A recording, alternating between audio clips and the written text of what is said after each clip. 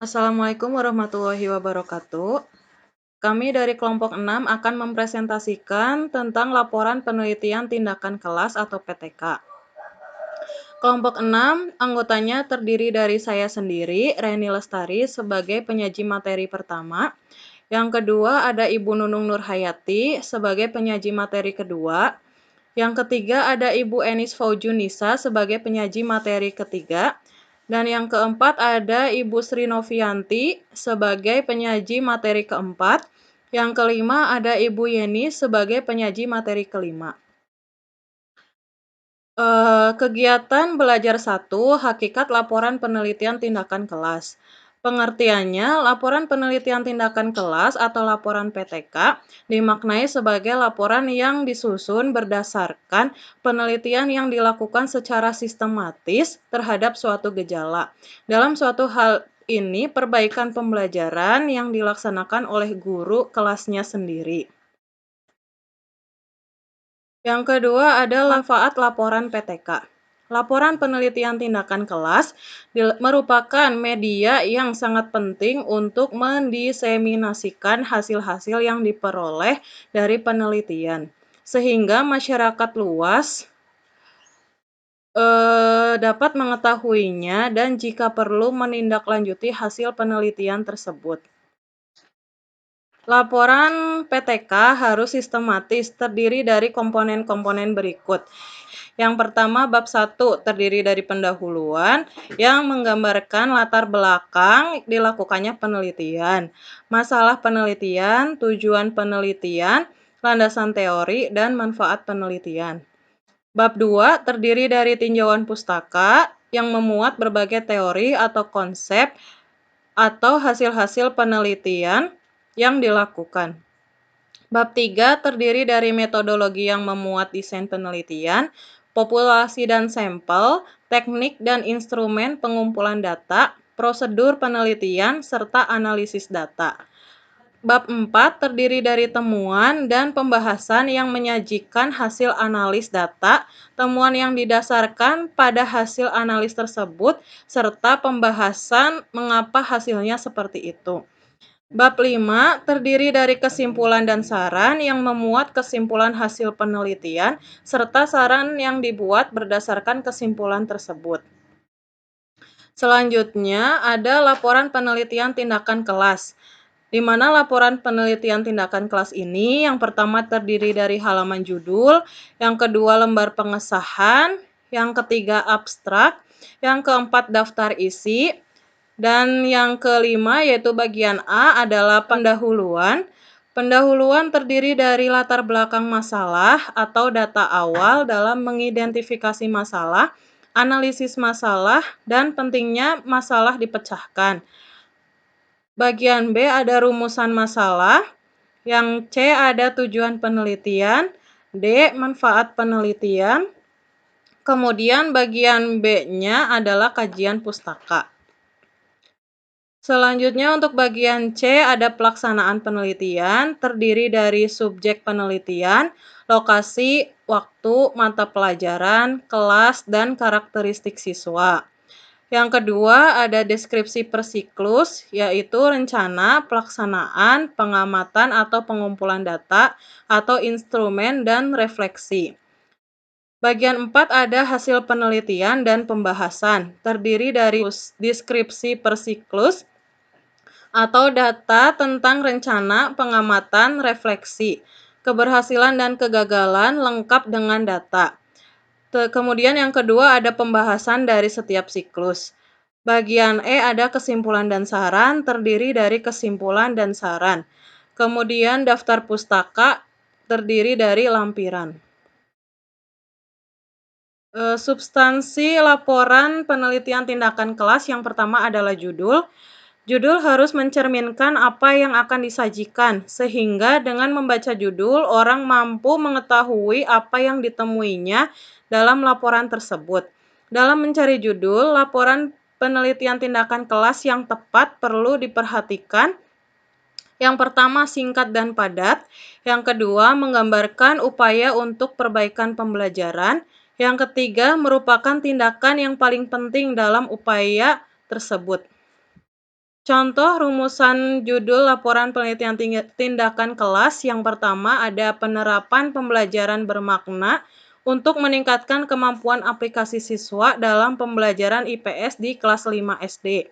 Yang kedua, penggunaan kerja kelompok untuk meningkatkan kemampuan kerjasama dan keaktifan siswa kelas 3 SMP dalam mata pelajaran Bahasa Indonesia.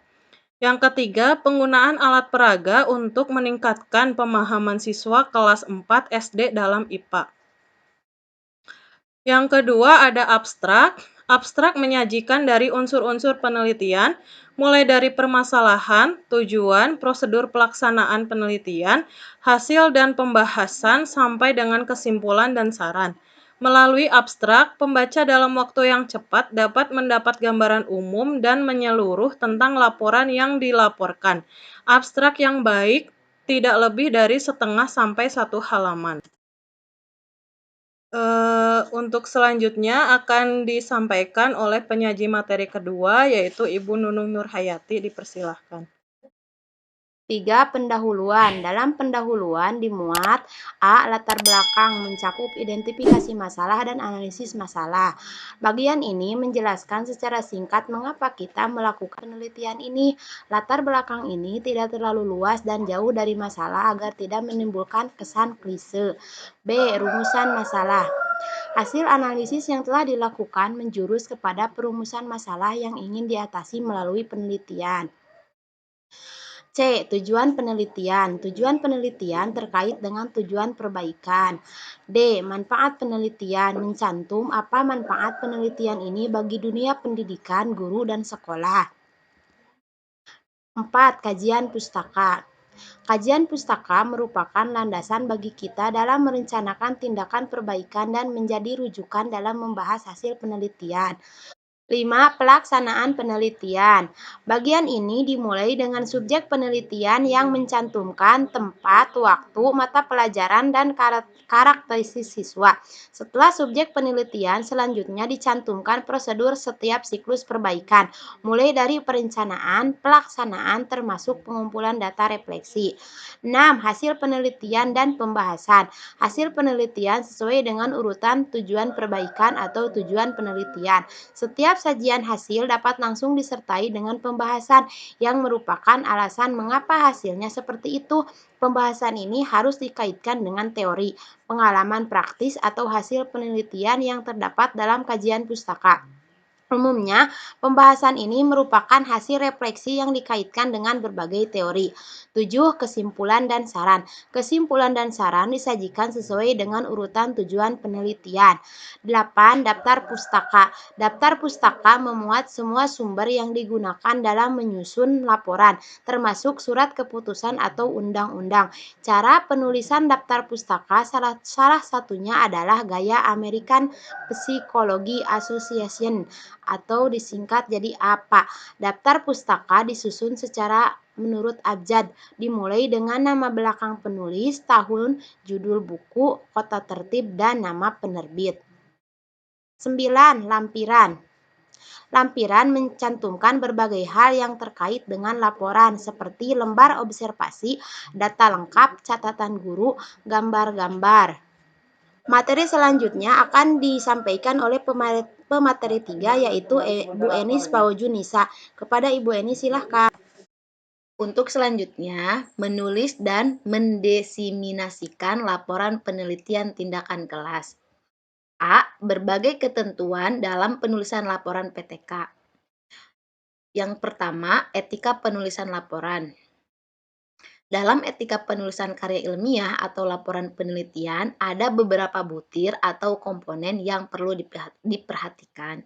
Di antara komponen etika penulisan karya ilmiah, ada 3 komponen yang sangat perlu diketahui oleh para penulis karya ilmiah. Ketiga butir tersebut adalah A. Kejujuran. Kejujuran merupakan modal awal dalam mengerjakan atau mencapai sesuatu, termasuk dalam menulis karya ilmiah. Dalam hal ini, laporan penelitian. Informasi atau data yang disampaikan dalam laporan harus sesuai dengan keadaan sebenarnya. Kemudian yang bagian B, objektivitas. Data yang dikumpulkan harus ditafsirkan secara objektif tanpa mempertimbangkan tingkat keberhasilan penelitian.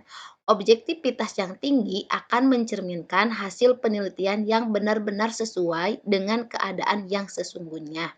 Sedangkan objektivitas yang rendah akan menurunkan harkat penelitian tersebut. Kemudian yang bagian C, pengutipan. Jika mengutip pendapat orang lain, baik dalam kutipan langsung atau hanya mengambil intisari dari pendapat yang disajikan, maka sumber kutipan harus dicantumkan secara jelas. Kemudian yang bagian 2, penggunaan bahasa tulis.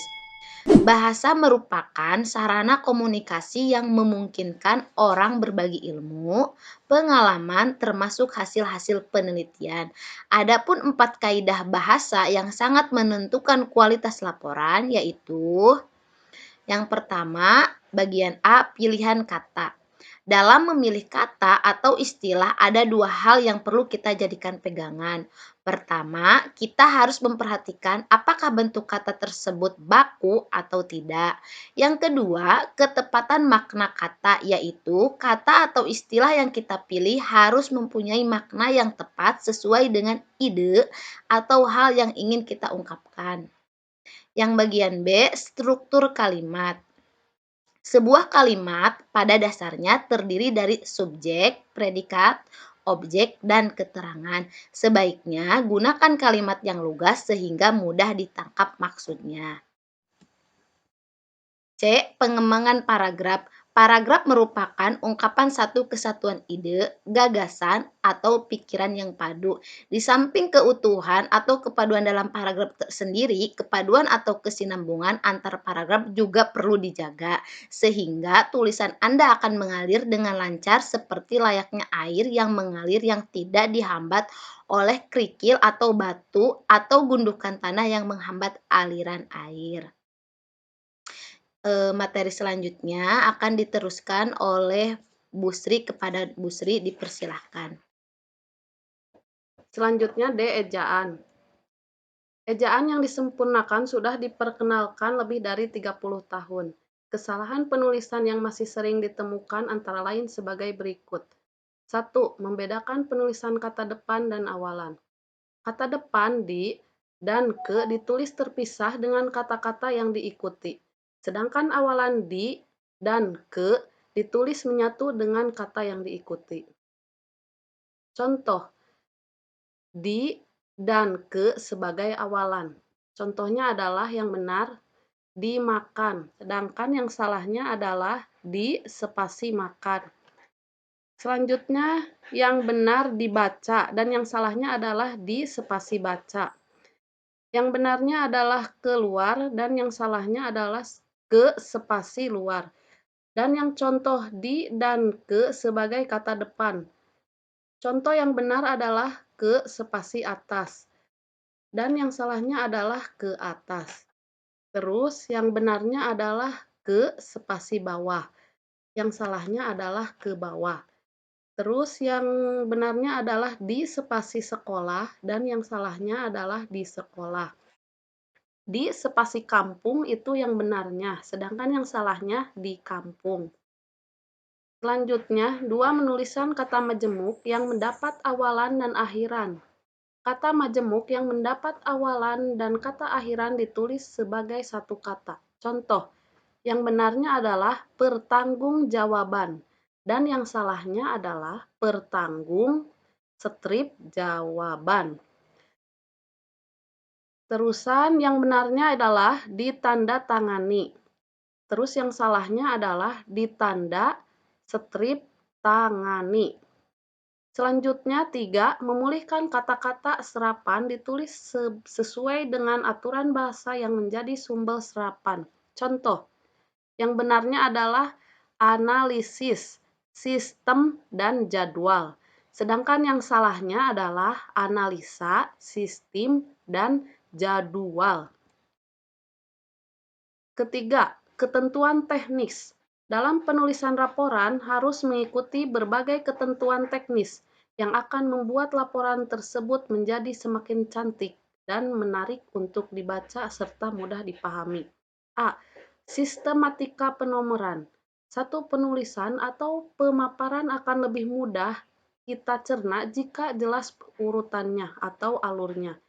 Hubungan atau alur ini dapat digambarkan dengan berbagai cara seperti dengan menggunakan subtopik, kata penghubung, atau kalimat pengantar. Mari kita kaji cara penomoran tersebut satu persatu. 1. Menggunakan angka atau Arab dan titik atau sistem digit. Cara penomoran ini menggunakan angka Arab untuk memberi nomor baik untuk bagian-bagian yang setara maupun subbagian. 2. Campuran angka dan huruf. Cara penomoran ini menggunakan angka Romawi sebagai nomor bab, huruf kapital sebagai nomor subbab, angka Arab sebagai nomor anak subbab, dan seterusnya. Materi selanjutnya akan disampaikan oleh Ibu Yeni. Ibu Yeni, dipersilahkan. Baiklah, saya akan melanjutkan materi yang akan disampaikan sama saya. B. Teknik pengutipan. Jika mencantumkan pendapat orang dalam laporan, maka sumber kutipan harus dicantumkan secara jelas dengan cara yang tepat. C. Huruf, margin, dan spasi. Jenis dan besar huruf serta spasi, demikian pula jarak atau margin kiri kanan, sangat berpengaruh terhadap penampilan satu tulisan. Karena itu, sebaiknya kita menggunakan aturan standar, yaitu Times New Roman atau Arial dengan font size sebesar 12. Jarak dari pinggir kertas atau margin yaitu margin kiri sekitar 4 cm, margin kanan 3 cm, margin atas 4 cm, dan margin bawah 3 cm. Sedangkan spasi yang digunakan adalah 1,5. B. Mendiseminasikan laporan PTK. Hakikat diseminasi, istilah diseminasi secara harfiah adalah menyebarluaskan. Tujuannya antara lain agar apa yang disebarluaskan tersebut diketahui oleh orang banyak, terutama oleh mereka yang memerlukannya. Sasaran diseminasi PTK adalah guru dan pihak-pihak yang terkait dengan pendidikan. Laporan PTK perlu didiseminasikan agar para guru lain mengetahui apa yang sudah pernah dikerjakan oleh sejawatnya dalam upaya memperbaiki pembelajaran. 2. Cara mendiseminasikan laporan PTK.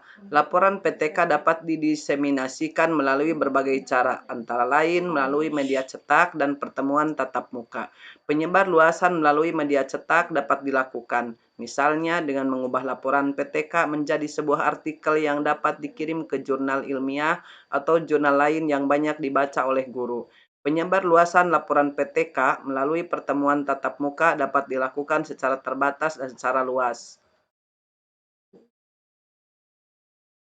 Laporan PTK dapat didiseminasikan melalui berbagai pertemuan tatap muka seperti seminar, rapat kerja, kelompok kerja guru atau MGPMP dan PKG, di samping melalui berbagai media seperti majalah, jurnal, atau buletin.